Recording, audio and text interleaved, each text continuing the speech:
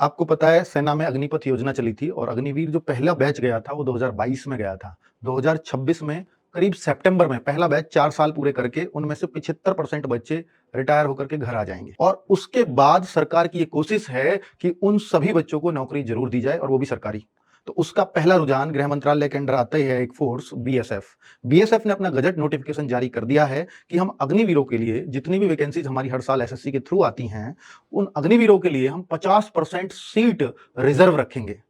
और अग्निवीरों के पहले बैच को 5 साल की एज छूट भी देंगे, अर्थात जो 18 से 23 साल की एज है उसको 18 से 28 तक रखा जाएगा और अगले जो अग्निवीर के बैच आएंगे उनमें एज की छूट 3 साल की होगी। हालांकि ओबीसी एससी एसटी को अलग से मिलती रहेगी 3 साल और 5 साल की, वो ऐसे ही चलती रहेगी। अब 3% जो ट्रेड्समैन जाते हैं तो वो भी अग्निवीर कैटेगरी में 4 साल में वो भी बाहर आएंगे आर्मी से,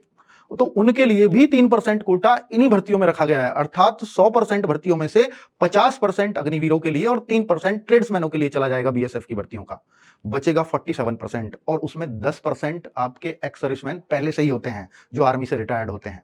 तो भाई अब जो वैकेंसीज ओपन बचेंगी बीएसएफ में बात कर रहा हूं, बाकी और फोर्सेज में आईटीबीपी में होगा या सीआरपीएफ में होगा सीआईएसएफ में होगा अभी उसकी क्लैरिटी नहीं आई है, लेकिन ये बीएसएफ में फिक्स हो गया है कि अग्निवीर को बहुत ही ज्यादा तवज्जो दी गई है। तो निश्चित तौर पर बच्चों कि उन बच्चों के लिए 2027 में जो भर्तियां आएंगी एसएससी की, 2026 में जो चल रही हैं इसमें कुछ नहीं होगा, लेकिन जो 2027 में अगले साल जो एसएससी के थ्रू आएंगी उनमें ये कोटा फिक्स हो जाएगा, अर्थात ओपन भर्तियां बहुत कम रह जाएंगी। मैं कहूंगा कि आधे से भी कम रह जाएंगी जो सभी के लिए आज ओपन हैं। Thank you.